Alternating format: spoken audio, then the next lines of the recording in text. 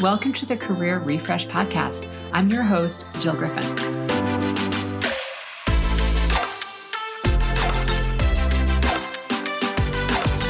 I'm a former media and marketing executive turned career strategist and executive coach. I spent my career working my way up and through the ranks of global organizations and startups, and today I show others how to do the same. Join me each week as we discuss the strategies and actionable steps to leverage your strengths, increase your confidence, and develop your career well-being. Ready? Let's do it.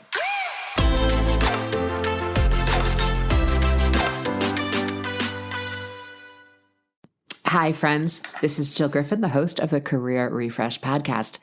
Today, I'm introducing you to Hilary Black, and she is a highly regarded international executive coach and recruiter with over 25 years experience across boutique firms and Fortune 500 companies. She transitioned from a creative role early on to actually becoming a recruiter and then learning the industry's intricacies. She then eventually went on to co-owning the recruiting firm K & Black.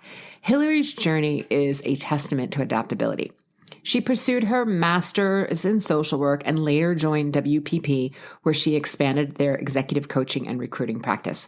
She co-founded Allies in Recruiting, and it is an industry organization in which recruiters and those in the hiring and talent recruitment profession are making a commitment to ensure industry equity. She embraced the unforeseen gift of being fired, and she shares insights on resilience during layoffs and navigating uncertainties in job searches. And of course, the importance of waiting and rest in one's process. And I know you're like, no, trust me, it's really important to the process. Today, Hilary is specializing in executive leadership coaching, talent management, brand advocacy, and acquisition leadership. She's also founded a coaching excellence center where she addresses unique and personal organizational needs. I've known Hilary for almost 20 years, and you can hear that today in our friendship of us sort of talking about how we think about the marketplace, how we think about jobs, our lifestyle, and creating meaningful work. If you have any questions, email me at hello@jillgriffincoaching.com. We can bring Hilary back. She is more than happy to answer the questions, but definitely grab either pen and paper or that notes app because she's dropping a lot of wisdom in this episode. Friends, have a beautiful week, and here's to possibility. Hi, Hilary. I am very excited that you are here with me today. Welcome. Thank you so much. I'm so grateful that you asked me to do this. It's an opportunity to give back and remind myself of the things I always tell everyone else. Right. All right. So our listeners know I always start with a question where I'd love to know, what did you think you wanted to be when you grew up? I wanted to be, there were a couple of things, it's never one thing for me, which is good. It was an actress. Or a teacher. I didn't know at the time. That's if we're going back, those were the things that my little Hilary had aspired to be. Those were two things. And then it shifted a little bit in college, actually. Yeah. Well, and I guess our listeners will get to see through our conversation today where I do think, because I know you well, I do think that thread of teaching is definitely through your career. And people will hear that. So from a high level, take us through a bit of your career journey. Oh boy. I graduated and I thought that I was I got a bachelor's in psychology. I had no idea what I was doing. It was just a message from my father that you need to get a job and you need to start paying rent. So I landed. Thanks, Pops. But he was great. He said, Hilary, you need to start thinking about how you're going to get a job. Back in the day, we didn't have emailing systems, right? So he said, I want you to put your resume in a hot pink envelope and hand deliver it. And I landed a job in advertising. My nearest and dearest on my dad's side was the chairman of SVA, Advertising and Design, Richie Watts. And he's a mentor amongst mentors. And he, somehow we just started talking to him, figuring out what I would do. And I had always loved to write poetry. I'd lost my mom earlier on in life, and it was a way for me to really express myself again. The arts was coming up. And so I found a job answering phones at the time it was Kirschenbaum and Bonds. It's now Forsman Vedifers. And I answered the phones. I logged in portfolios, creative portfolios, photography portfolios. And I did that for about 8 or 9 months. And I took classes at SVA. I hated copywriting. I hated it, hated it, hated it. Meanwhile, my brother's an executive creative director, copywriter. I just couldn't stomach it. It wasn't good for me. But I love to write. And I realized that writing is not always going to come in the same way for everyone. And so someone had called me and said, my recruiter needs a recruiter. So instead of becoming the creative, I started to help creatives find roles. And I became a recruiter shortly after. Within 9 months, I was hired at a creative recruitment firm. And they put me at the front door and they were like, okay, you're going to answer phones, log in portfolios still. And I said, okay, well, in 6 months, if you don't have me as a recruiter, I'm leaving. Like, I need to, I'm always an advocate for myself. Yeah. Really said that out loud. Sure enough, within 6 months, thankfully, very grateful and blessed that they got a doorbell and I found my way in the back recruiting copywriters, art directors, producers, all for the advertising industry. And it was incredible. It was fun. I just I love work. And I just had a natural, I always say I'm so insecure, but when it comes to certain things, I could really feel good about saying it. And I have a good eye. I know what a commercial is going to be, or a big concept is going to be. But I had a hard time coming up with the idea, but I knew it when I saw it. And so I spent about 4 or 5 years doing that. I left that firm. I was recruited to go to another one, which was Leslie K. Inc. It became I ended up becoming partners with her, which was K and Black is one of the top recruiting firms, and you are the Black from K and Black. Yes, I am the Black from the K and the Black. Amazing. Yeah. So, and we started to build it out more and more. And it was an opportunity for me, not just to recruit for creative, but to really put myself out there, like you said, in a teaching perspective, right? How can I find my little piece within it? And so I would do workshops at the One Club, or I did something at, let's say it was City College, any of the universities we would just work with and be able to give back and give career advice and career coaching. Well, in a few years into my partnership, we built out a company called Career Happy, which was for just more of a younger population coming into the industry, figuring out really how to put their books together, how to put themselves out there in the world, and just feeling good about that process. And so that enabled me to do that. And I think I skipped over a piece while I was at K and Black. I got my master's in social work. I was 37 years old. I never felt like I was a good student growing up. I was psych degree and I loved it. I thought if I could do anything in life, what would I do? Going back to that first question. And it was working with children who had lost their parents or their siblings in bereavement. Yeah. Turns out my internships, I did not want to work with children. Everything changes and shifts. Yeah. When you get into it, it's theory and then there's concept. And then you're like, is this the right thing for me? Sure. And I didn't. So that coaching thing enabled me to tap into that psych part, which didn't have to be about going to people's traumas, but to figure out what was going to make them feel better that day, right? Or get the job that they were looking to get, or just decide in a more intentional way. Right. And so fast forward, 2020 hit, and the firm was doing well, but COVID hit and things just were not great. And so the coaching was going okay and everything was fine. COVID hit, everything went south. And then I got a call from WPP and decided to be both executive recruiter and executive coach there. I worked across mainly creative and strategy. And then on my last week, I was finalizing a role for a CEO. So it offered me an opportunity to go from K and Black, where we really did more junior up to C-suite, to allow me to really start working with some executives, a C-suite executive. Yeah. So and it was something I kept wanting to do when we didn't do it, and I wanted to, and then there it was. It showed up. The universe works in mysterious ways. And so I went to WPP. I was able to learn so many different things about from the inside now, which is really.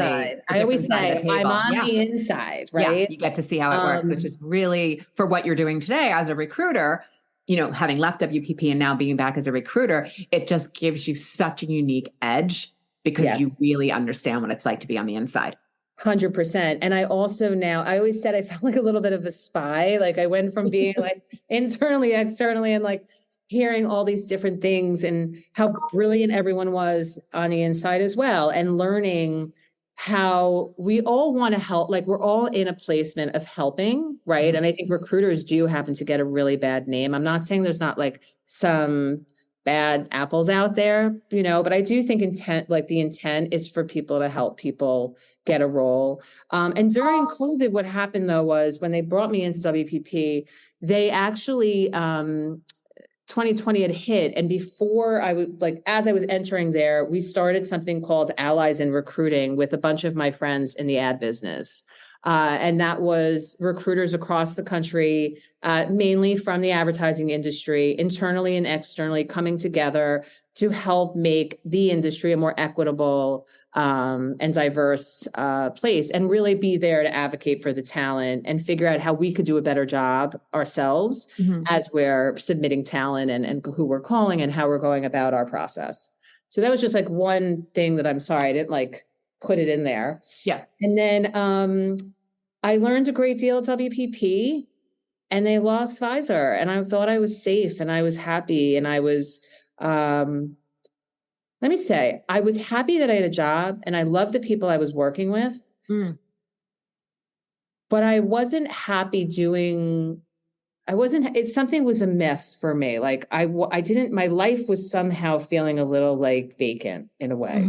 And I think part of that was I always think of, I don't know if everybody's going to know this, but I Love Lucy. She had this episode where she was like putting chalk. She was on a conveyor belt. She was working on an assembly line, and she just kept putting things into her. Like she couldn't get them in quick enough into the bin, so she kept stuffing them in her mouth after a while. That famous scene. Yeah, that famous scene. And I just felt like I was a robot after a while. And I loved working with the talent, and I really enjoyed helping people make their placements. But there was my calling, my thing. I wasn't able to do it anymore. And I was having a hard time with that. And sure enough, they lost Pfizer. And unfortunately, I was part of one of their layoffs. And, I just want to pause on that because I think so often people are afraid to acknowledge that maybe they're laid off or they're part of something. And I think the more that we talk about it, it is not a reflection of you. It is a reflection of the state of business. You may get caught up in that net and you may get laid off. Yeah. And it can be hard, and we understand that. But the more we talk about it, the more, I joke all the time. My life was a signing bonus and a severance package. The first time I got laid off, it was devastating. After that, I was like, just give me the numbers. Let's go. What are the numbers? What are we going to negotiate? Right. So I'm not minimizing anyone's experience in it. I'm just saying that when we really look at it and talk about it, it's not so scary. It can still suck, but it is not as scary to be in the unknown when we're like, we can get through it. We can get through it. One day at a time, you can get through it. And there are resources and services like people like what you and I do and others that can help people get through. And I think that there's a really important message. So thank you for acknowledging that you were part of a layoff. Yeah, I think I wrote a post recently, and I haven't even put it up yet, but it's about how it listed all of my roles. And in one of them that I actually didn't tell you that I think is the most important piece of this story is that in 1999, Leslie Kay hired me. And in 2001, she fired me. And in 2002, she hired me. And in 2007, I became her partner. And I stayed with her until 2020. And I love her to this day. And the best thing that probably happened to me in my life was getting fired. I wasn't part of a layoff, really. It was a fire. I was entitled. I thought I should have X because I made X, but it was 9/11. And I just, and I was acting in a way that was just not becoming. And I needed that experience to really better understand. And part of the reason I wanted to make the post and what you're talking about is, it's like Instagram for me, right? This highlight reel. Should I crop this? Should I do this? Right. All these things. And then it's really, instead of the highlight reel, REEL, it should really be the highlight reel, REAL. Right. So that we are doing a service for other people, because every time we admit that we are going through something, there's someone out there who is definitely feeling the same and who needs to know that they are not alone. And it is scary. And some people aren't in the same situation. I was stressed because financially I support 2 children and it's very, it's a lot, or some people are supporting it could be their animals, which could cost tens of that. It could be an elderly. It could be their parents, right? As parents are aging. It could be an aunt. It could be anyone that they care about. And it could be themselves and their own medical needs. Yes. And so I think the more, to your point, the more that we talk about the real versus the real, I think that it will allow us to also, it quiets our saboteur, that voice that's making me feel like a piece of crap, because that's what it was doing. That's what it does, right? Because we often make it personal, as if there's something wrong with us, versus sometimes there are marketplace conditions. Sometimes your company has not done the appropriate forecasting and strategic work that they needed to do, that they then have a situation in which they need to lay people off. That doesn't make you bad or not good enough. It just means sometimes things really suck and you're part of it, but there is another side of it. So I want to go a little deeper there with you. I have so many questions. You and I could probably make this a multiple part series, but I want to talk a bit about like managing the setbacks and potentially rejection during the job search. I mean, between all of your certifications and on top of being a recruiter, you see the wins, and it's probably so exciting when you help connect a company and a candidate and you see that match starting and being like, yes. And then it's probably also, because I know you, it's probably also like a little disappointing when you see someone who's going through a series of setbacks. So with that, what advice would you give to a candidate in this market for managing those setbacks? So there's this thing that I learned when I was getting my master's in social work, and I do this with a lot of people.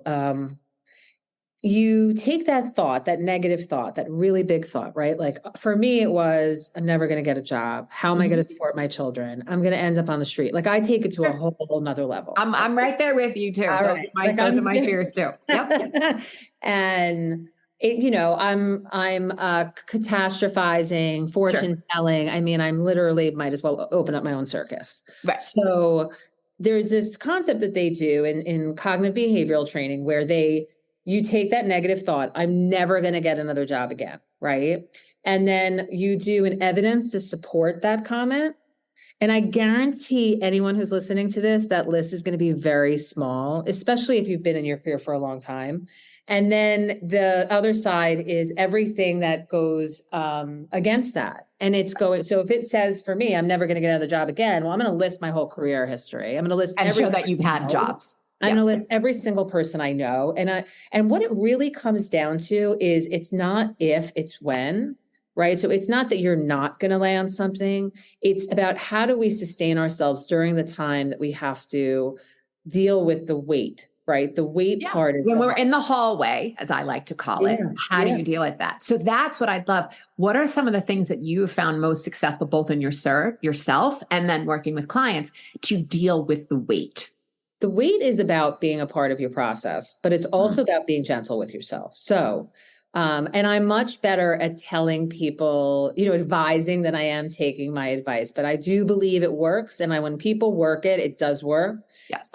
So for example, if it doesn't all have to be about your search, because if all you're doing all day is looking for a job, you're going to feel worse if all day you don't have a response back. You and I are singing from the same hymnal. This is exactly what I say all the time. Yeah. If you are in that energy, you start the day potentially motivated or optimistic. And then if you're spending all day staring at your MacBook, looking for work, by the end of the day, you're searching for a job with the feeling of pessimism or, defeated or overwhelmed. And you have to put a limit on it. Yes, your job is to find a job, but think for yourself. Is it a couple of hours a day? Are there afternoons, or maybe you don't do it in the morning? Maybe you do it in the afternoon. So you have a different start to your day.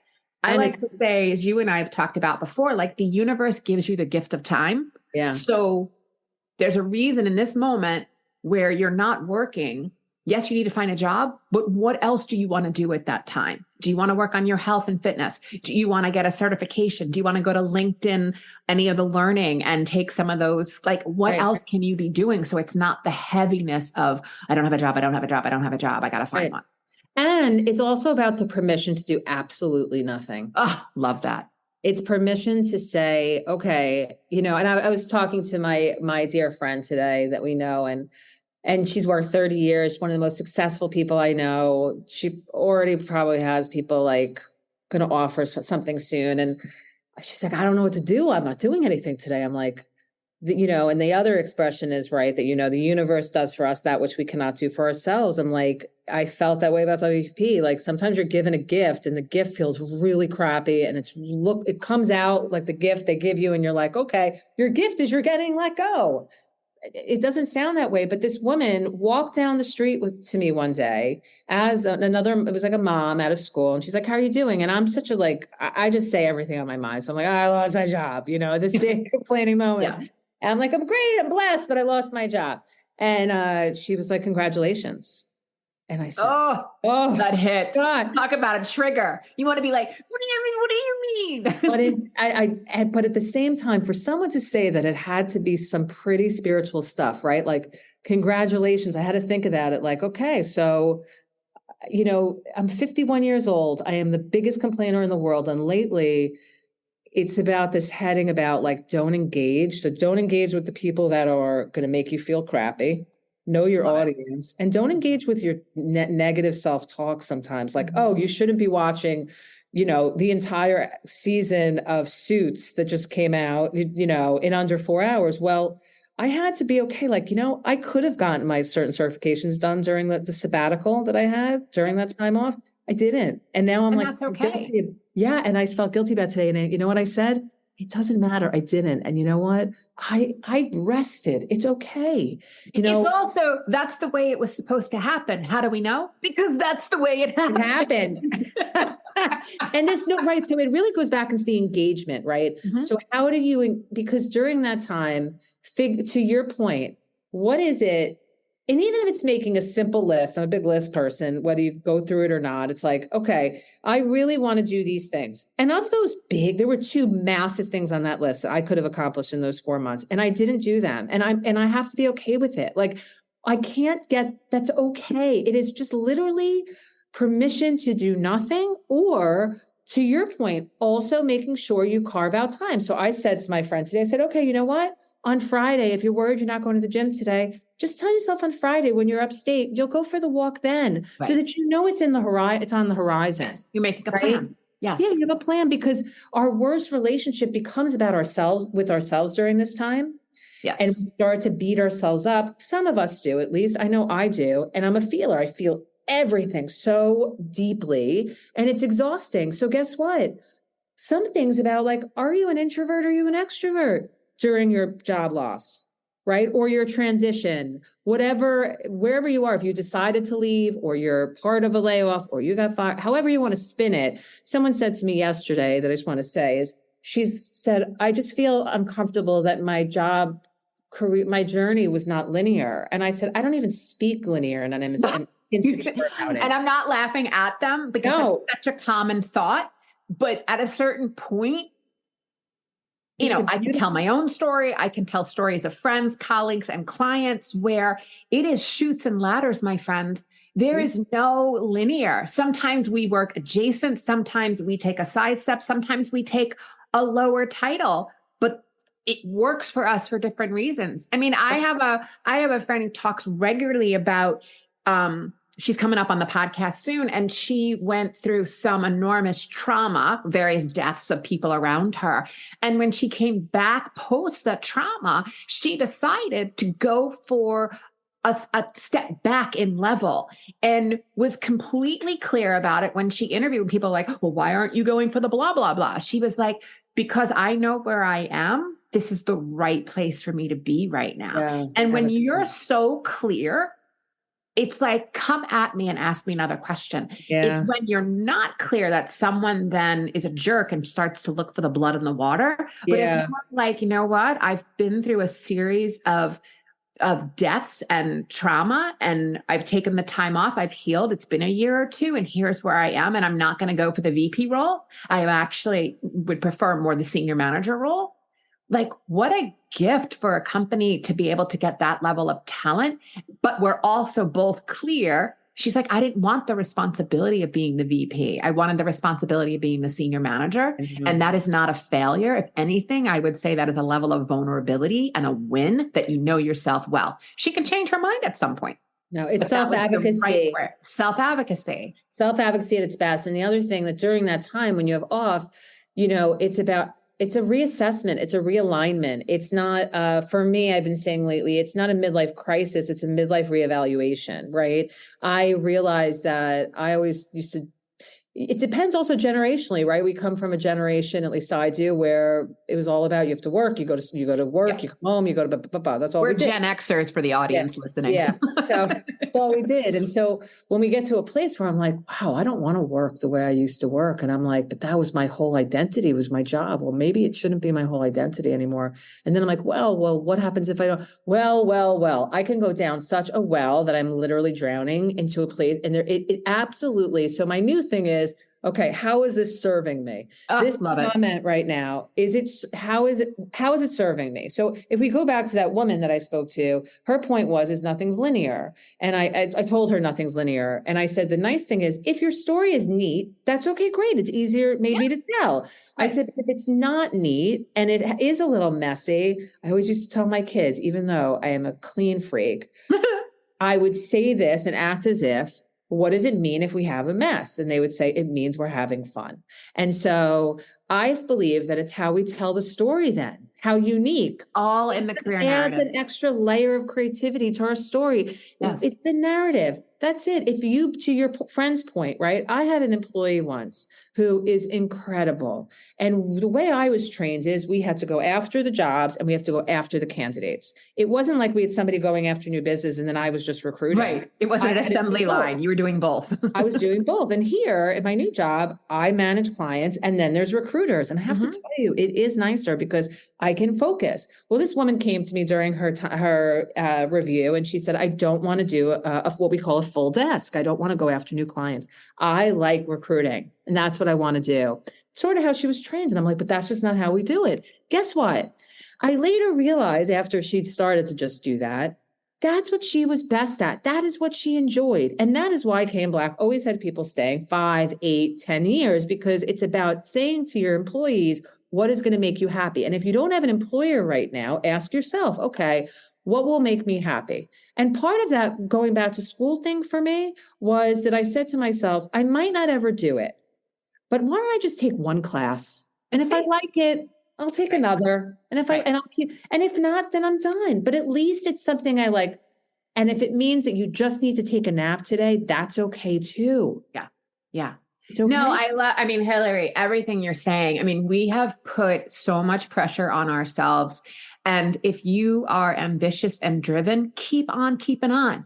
We're talking about when you've been working 25 plus years and you haven't had a day off beyond a vacation, having that pause. We're even seeing numbers coming out with like AARP and some of the research that if we are going to be living into our 80s and 90s, we're not probably, those of us that are financially blessed, amazing. But we're probably taking pauses from work at certain times and not necessarily retiring at 60 or 65, right?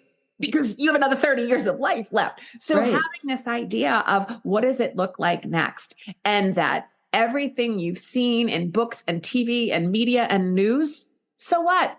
You get to choose for yourself. Again, you have to have your financial requirements met. You want your intellectual stimulation met. If you want to do meaningful work or making a difference, you need to think through those things. And working with a mentor or a coach is obviously great ways of helping you figure that out.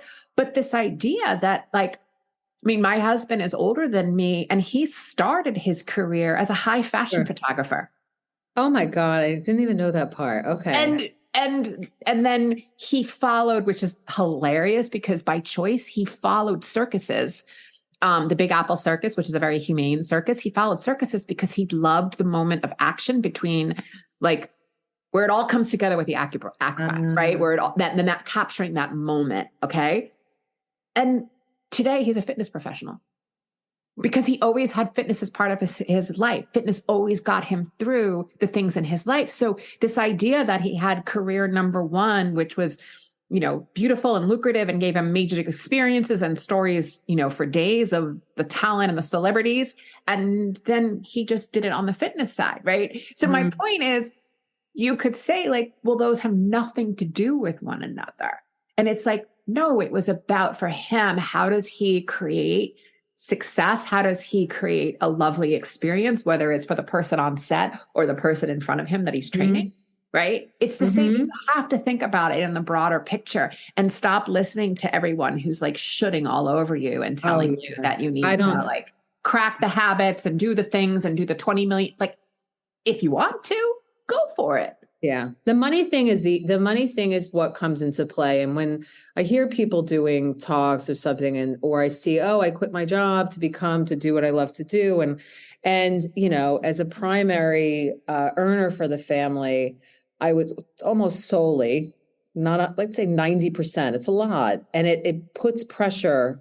And one of the things I did is there's a company I'll tell you about, that you could share with your viewers later that helped me. It was actually for millennials, a financial company for millennials that I worked with.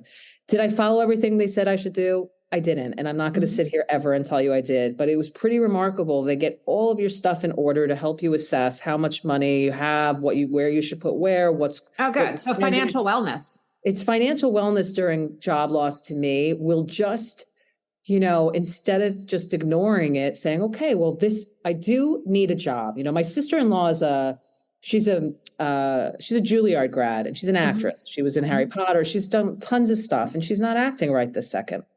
And I said to her, that is your career. And then your job might be to be a copywriter. She's taking copywriting classes. She's a great writer because they need some, she wants to make some money for herself. Yeah. And so I said to her, remember, it's okay for you some of us have to get a job. That's okay. It's totally fine. You have to have a job, but never, just keep that hook onto the thing that gives you joy. So for me right now, for example, like I told you, I do my coaching I still allow myself to do that coaching on the side. And it's just about making sure you just keep your foot in that. And it's okay if things are not if it's a quiet day, and if it's not, tap into that thing that makes you happy. Yeah. And just remember, you don't need to engage with that negative self. That negative tape is I call it an 8-track tape because that's from our generation. That's what they use for the tapes. But I find that the process is really, it feels to some degree, I'm not going to say traumatic, it's small t trauma. It is traumatic. Small t trauma, sure. It is. And it's traumatic for different reasons for different people. Some people can have a lot of money, but that's all they've ever done. Sure. Right? Some people you lose your identity then. Yeah. You lose your identity. Some people, it's all different reasons. I think it's about not engaging as much with that really negative and saying, okay, this isn't serving me a purpose. What can I do with this moment to make me feel better? Yeah.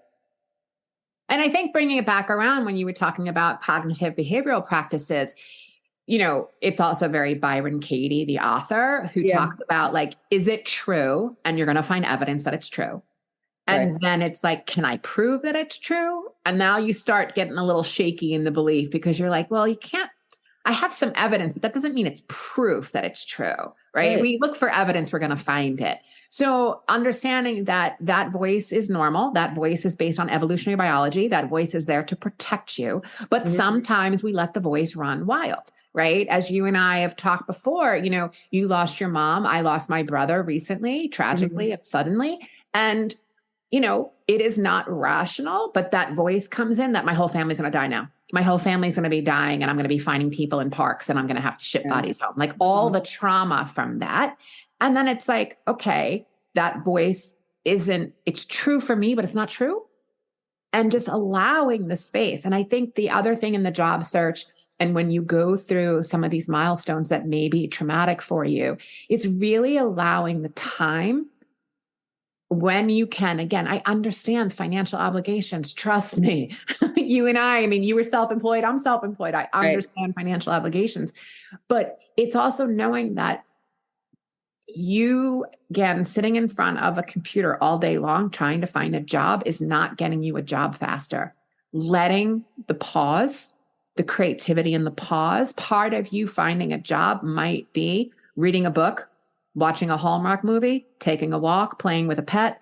Part of that is also giving that space. And I think if anybody takes away anything from this, it's just like us saying, we understand, we've both been there. We're not saying it's easy, but you can get through it and come out the other side with a new perspective on how you want work to fit into your life instead of your life fitting into work. Exactly. Think about where some of your greatest ideas come. Mine come from when I'm in in random places. When you're in pause, right? In the shower. Yeah, I was going to say the shower. Yeah. Walks. Yeah. And that's being part of your process, I think, is important in all those different ways, structurally and completely in that messy way too. Yeah.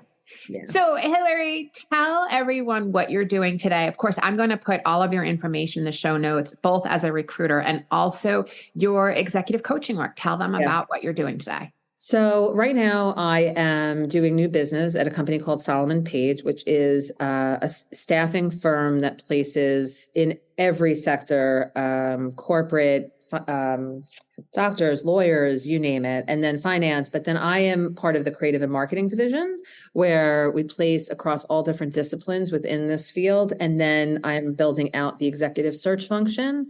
So I'm hoping to bring in clients that will say, okay, we need a CEO, a CSO, or whatever that might be. And then I also practice as an executive coach, and I work with agencies, individuals, client side, brand side, and my way is really more, it's informal. And part of that is because I'm not this very formal person. And then my saboteur tells me you don't have structure, you don't have this, you don't have that. And the best way I'm learning to be myself is just being it's okay that you are who you are. And part of that was that I wasn't I'm not a corporate American.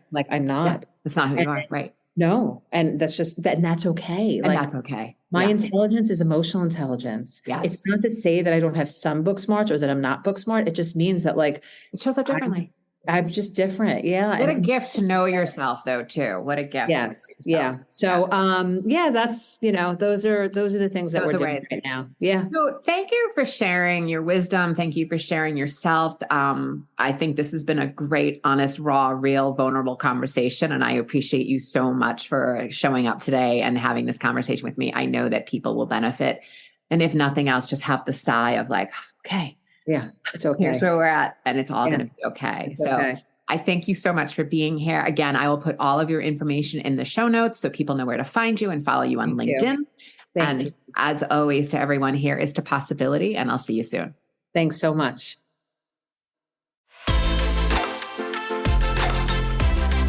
Hey, thanks for listening to the Career Refresh podcast.